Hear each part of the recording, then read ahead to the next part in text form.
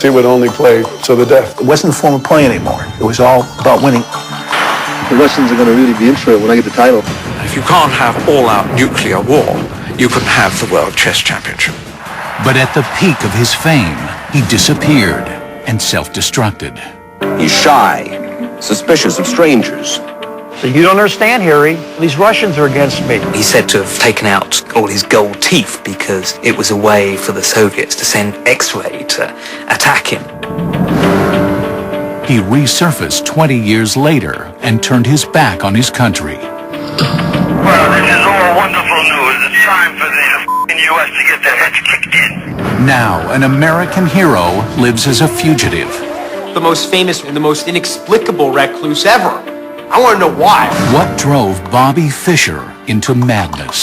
He was very close to his mother. He felt abandoned by his father. He has a paranoid delusion. He had psychopathic tendencies. I don't think he's mentally ill. He's just become rotten. Basically, people think that there's something wrong with the man.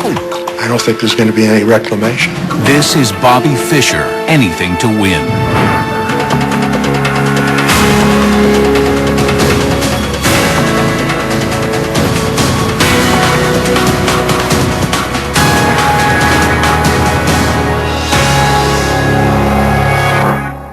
The game of chess has been played by kings and presidents, artists and athletes, young and old. But professional chess never garnered much attention until Bobby Fischer. Fischer really piqued the national imagination. He was charismatic, tall, handsome, somewhat mysterious. He was very interesting. He was offbeat. He was unique. He was idiosyncratic.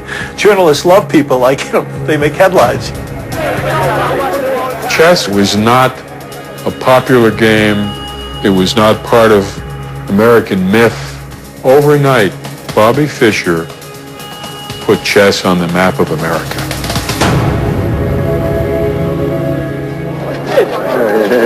Right on, thank you. Okay. How did a high school dropout become a cultural touchstone, carrying the weight of a nation? And what price did he pay to get there? He said, I wanted to become world champion. I've achieved it. Now I don't know what to do. And I think that is the crux of what happened afterwards. If you put all your time and all your efforts to become a master in a thing like, or art like chess, you sacrifice. And the question is, what is it that you sacrifice? The next question is, of course, is it worth it?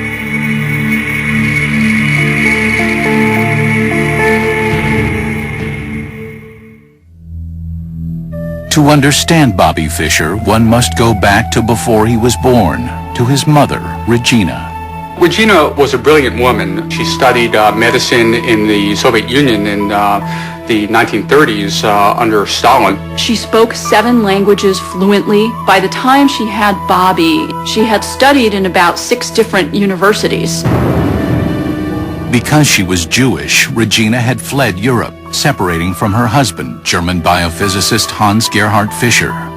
She raised Bobby and his older sister Joan by herself, at one point living in a shelter for single mothers. There was a time when she considered putting Bobby up for adoption, and I think tearfully told the social worker in Chicago that it's not something she wanted to go through with. When Bobby was 5, his mother moved the family into an apartment in Brooklyn.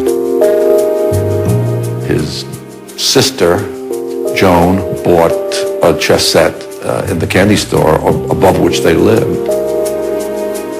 He was pretty soon completely obsessed by it, so much so that his mother took him to a psychiatrist.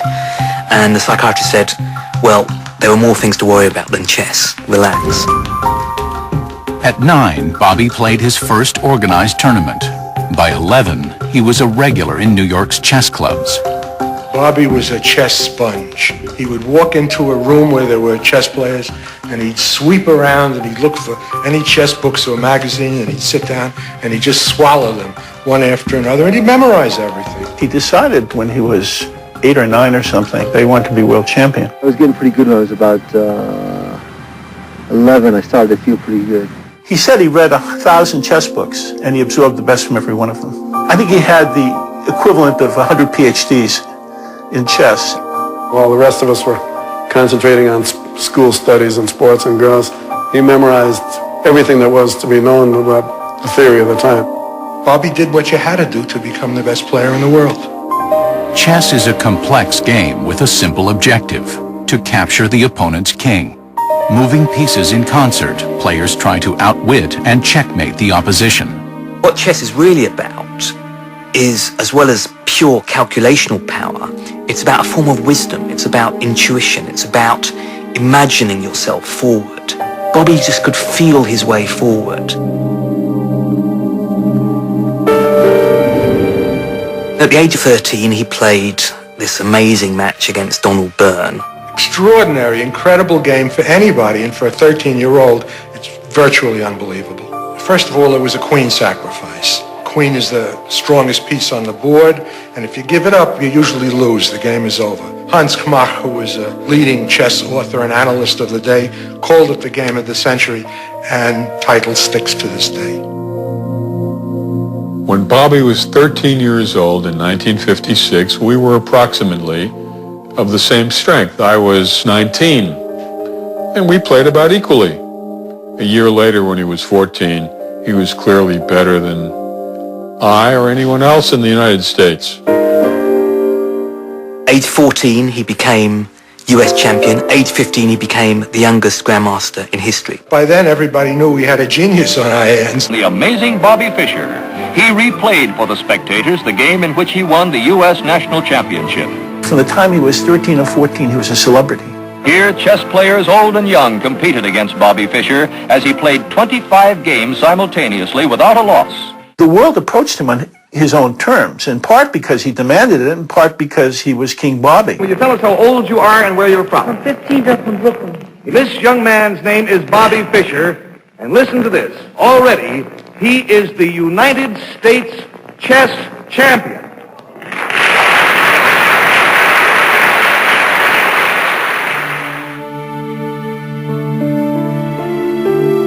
To his mother, Bobby's gift represented an opportunity.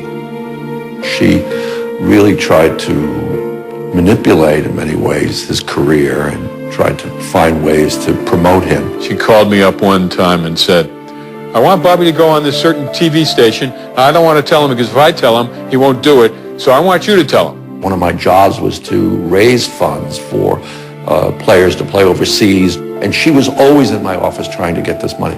And Bobby was embarrassed by all of this.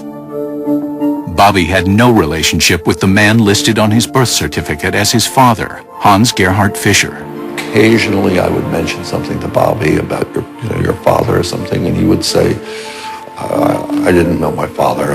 He left when I was 2. Or at least one occasion he cried when fathers was mentioned at a toast at a banquet.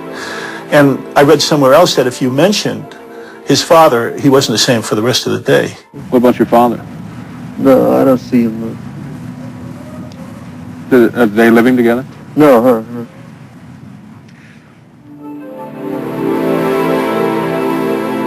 Sports writer Dick Schaap covered Bobby regularly and befriended him. My father, Dick Schaap, knew that Bobby didn't have really a father figure in his life, and I think my father filled that function, taking him to sporting events, trying to socialize him to a certain degree in a world outside of chess.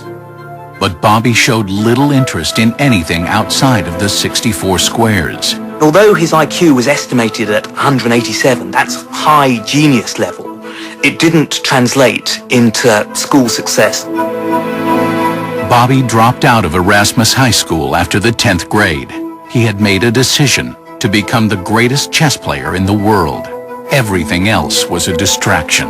Here he was, a high school dropout, suddenly thrown in among highly educated people, rich people, sophisticated people, and he felt himself always at a disadvantage, and that was always a tremendous impact on all of his behavior.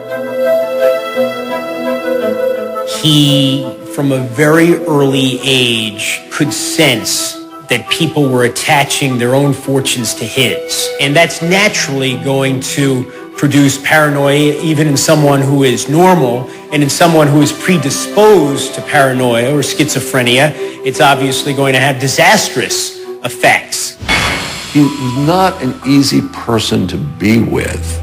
Whatever he wanted to do, he wanted to do it. He didn't care about you. He sounded crazier and crazier. I told him he ought to go see a psychiatrist. He was in bad shape.